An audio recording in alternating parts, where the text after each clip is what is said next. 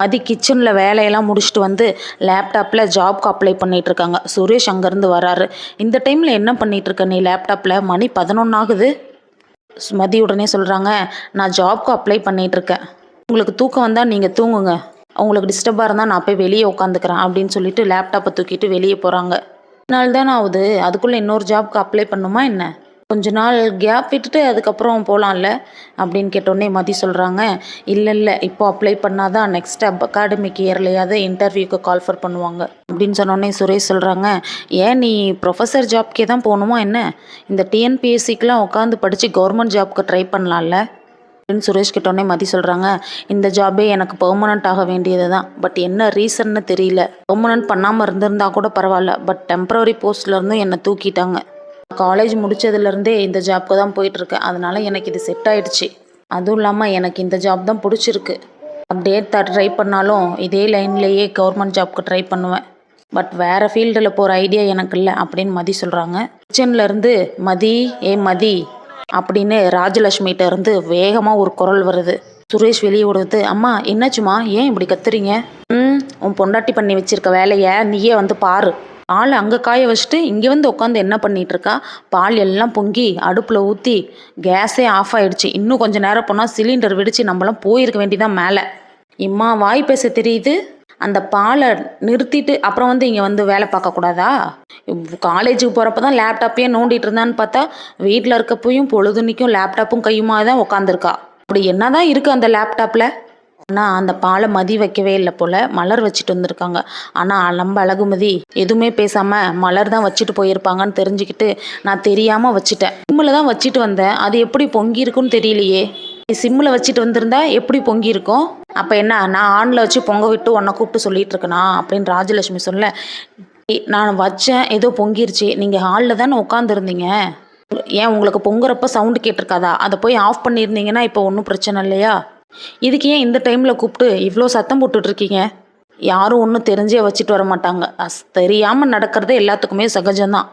அதுக்கு நீங்கள் இவ்வளோலாம் பேசணும்னு அவசியம் கிடையாது அப்படின்னு சொன்னோடனே ராஜலட்சுமி சொல்கிறாங்க, எது சொன்னாலும் எதிர்த்து மட்டும் பேசு, இதை மட்டும்தான் நீ தெரிஞ்சு வச்சுருக்க.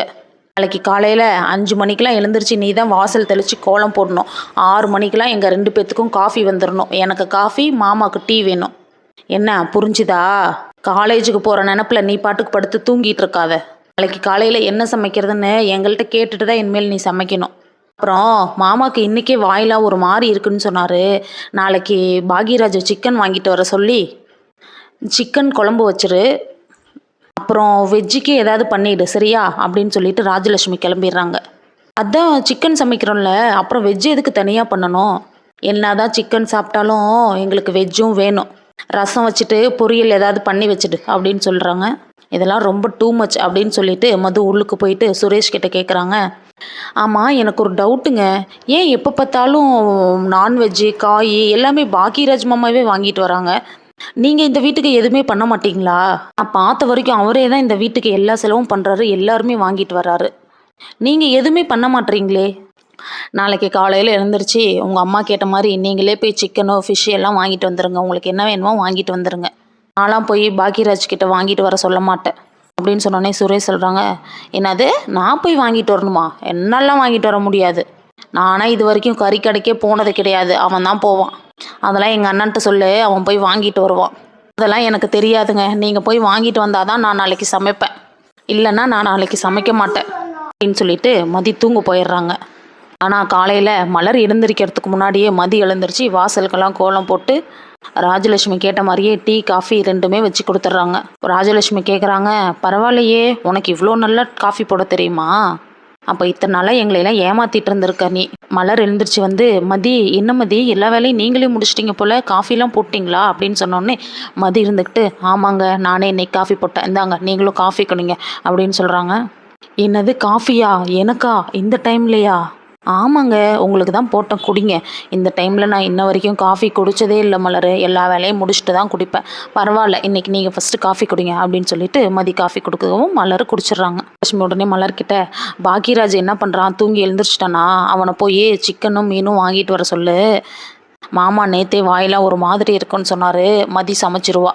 அப்படின்னு சொன்னோடனே மதி இருந்துட்டு சொல்கிறாங்க, வேண்டாம் வேண்டாங்க, அவங்க தூங்கிட்டு விடுங்க, நான் அவர்கிட்ட சொல்லியிருக்கேன், அவர் போய் வாங்கிட்டு வருவார். யார்? சுரேஷா? அவன்லாம் கடைக்கெல்லாம் போக மாட்டானே, பாக்கியராஜ் தான் போவான். நீ எதுக்கு அவனை கடைக்கு போயிட்டு வர சொன்ன அப்படின்னு சொன்னோடனே மதி சொல்கிறாங்க, ஏன் அவர் கடைக்கு போயிட்டு வந்தா என்ன, எப்போவுமே இவரே தான் வாங்கிட்டு வரணுமா, இன்னைக்கு அவர் போய் வாங்கிட்டு வரட்டும். அவர் கடைக்கு போனால் சிக்கன் கொடுக்க மாட்டாங்களா என்ன சொல்லிட்டு திரும்பி பார்த்தா சுரேஷ் பை எடுத்துட்டு கடைக்கு போக ரெடி ஆகிட்டு வராங்க. ராஜலட்சுமி அதை பார்த்தோன்னே ஆச்சரியமாக பார்க்குறாங்க. டேய் என்னடா சுரேஷ், இந்த நேரத்துல எழுந்திரிச்சு பையெல்லாம் எடுத்துட்டு கிளம்பிட்ட? ஆமாம்மா, நீங்கள் ஏதோ அப்பாவுக்கு வாயில் ஒரு மாதிரி இருக்குது, நான்வெஜ் வேணும்னு கேட்டிங்களாமே, அதுதான் சரி கடைக்கு போய் சிக்கனும் மீனும் வாங்கிட்டு வரலான்ட்டு போகிறேன். நான் பாக்கியராஜ் தானே வாங்கிட்டு வர சொன்னேன், நீ வைட்டு அவன் போயிட்டு வரட்டும். இல்லைம்மா பரவாயில்ல விடுங்க, இதில் என்ன இருக்குது, நானே போயிட்டு வரேன் அப்படின்னு சொல்லிட்டு சுரேஷ் கடைக்கு கிளம்பிடுறாங்க. சைடு பார்த்தா நம்ம அழகுமதி வெங்காயம் பூண்டுலாம் எடுத்துகிட்டு வந்து ராஜலட்சுமிகிட்ட கொடுத்து, அத்தை இந்தாங்க வெங்காயம் பூண்டுலாம் உரிச்சு வைங்க, மேலே கொஞ்சம் துணி துவைக்கிற வேலை இருக்குது, அவர் வரத்துக்குள்ளே நான் போய் துணி துவைச்சிட்டு வந்துடுறேன், நீங்கள் வெங்காயம் பூண்டுலாம் உரிச்சு வச்சிங்க, நான் வந்து சமைச்சு வச்சிட்றேன் அப்படின்னு சொல்கிறாங்க. நல்லா இருந்துட்டு, அழகுமதி பரவாயில்லையே, மாமியாரே வேலை வாங்குற அளவுக்கு வந்துட்டியே அப்படின்னு சொல்லிட்டு தோஷத்தில் உள்ளேருந்து வெளியே போகிறாங்க. நம்ம ராஜலட்சுமி என்ன பண்ணுறதுனே தெரியாமல், சரி கொடு உரிச்சு வைக்கிறேன், இவளை சமைக்க சொன்னால் நம்மளையவே பாதி வேலை வாங்கிடுவா போல், என் தலையெழுத்து. ராஜலட்சுமி வெங்காயம் உரிச்சு கண்ணுலேருந்து தண்ணியாக வருது. பாக்கியராஜ் அங்கேருந்து வந்து, அம்மா ஏம்மா அழுதுட்டு இருக்கீங்க, சி யாராவது எதாவது சொன்னாங்களா அப்படின்னு கேட்க, நான் ஏன்டா அழுவ போகிறேன், வெங்காயம் உரிச்சு கண்ணில் தண்ணி வருதுடா, என்னம்மா அதிசயம் வெங்காயம்லாம் உரிச்சிட்டு இருக்கீங்க, உங்களை யார் வெங்காயம்லாம் உரிக்க சொன்னது அப்படின்னு பாக்கியராஜ் கேட்க, வேற யார், எல்லாம் இந்த அழகுமதி தான், அவளை சமைக்க சொன்னதுக்கு எனக்கே வேலை வச்சுட்டு போயிட்டாடா, நீங்கள் நவுருங்கம்மா நான் உரிக்கிறேன் அப்படின்னு சொல்லிட்டு பாக்கியராஜ் உரிச்சிட்டு இருக்காங்க. பாக்கியராஜே நான் உரிச்சு முடிச்சிட்டேன், நீ போய் கிளம்பு அப்படின்னு சொல்கிறாங்க. இதெல்லாம் பார்த்துக்கிட்டு இருந்த நம்ம அழகுமலர் பாக்கியராஜ் கிட்ட போய், இங்கே கொஞ்சம் வரீங்களா, உள்ள என்ன பாசமெல்லாம் பொழிஞ்சிக்கிட்டு இருந்தீங்க, ஏய் இல்லை மலரு, அம்மா அழுதுட்டு இருக்க மாதிரி தெரிஞ்சுது, அதான் என்னாச்சின்னு கேட்டேன், வேற ஒன்றுமே இல்லடி. ஓ, இத்தனை நாளாக கிச்சன் பக்கம் வந்து காலையில் 5 மணிலேருந்து நைட்டு 11 மணிக்கு தூங்குற வரைக்கும் அவ்வளோ வேலை செஞ்சிட்டு இருக்கேன் நான், டெய்லி நான் தான் வெங்காயம் உரிக்கிறேன். என்னைக்காவது கிச்சனுக்கு வந்து ஒரு நாள் வெங்காயம் உரிச்சு கொடுத்துருப்பீங்களா நீங்கள்? இன்றைக்கி உங்கள் அம்மா வெங்காயம் உரிக்கிறாங்கன்னொடனே உங்களை யார் உரிக்க சொன்னதுன்னு கேட்குறீங்க. ஏன் உங்கள் அம்மா வெங்காயம் உரிச்சா அப்படியே குறைஞ்சி போயிடுவாங்களா? நானும் பார்த்துட்டு தான் பாக்கியராஜ் இருக்கேன், நீ வர வர ரொம்ப ஓவராக தான் பண்ணிகிட்ருக்க அப்படின்னு சொன்னோடனே பாக்கியராஜ் சொல்கிறாங்க, ஏய் அப்படி இல்லடி, உனக்கு என்ன வெங்காயம் தானே உரிச்சு தரணும், இனிமேல் என் அழகு மலர் கண்ணுலேருந்து ஒரு துளி தண்ணி கூட வராது, டெய்லி நானே உனக்கு வெங்காயம் உரிச்சு பூண்டு உரிச்சு காய் கட் பண்ணி கொடுத்துட்றேன் போதுமா? அப்பப்பப்பப்பா கேட்கவே காதுக்கு குளிர்ச்சியாக தான் இருக்குது. அப்புறம் உங்கள் அம்மா வந்து என்னென்று என் பையனை வேலை வாங்குறேன்னு என்கிட்ட வந்து கத்துறதுக்கா? அதெல்லாம் ஒன்றும் தேவையில்ல, நீங்கள் கிளம்புங்க அப்படின்னு சொன்னோன்னே பாக்கியராஜ்கிட்டு, டேய் இதுக்காக மறுபடியும் என் நம்பரை பிளாக்ல எது போட்டுறாதடி நீ. பார்க்கலாம் அது நீங்கள் நடந்துக்கிறத பொறுத்து இருக்குது. நாளைக்கு என்ன நடக்க போகுதுன்னு நெக்ஸ்ட் பார்க்கலாம். தேங்க்யூ.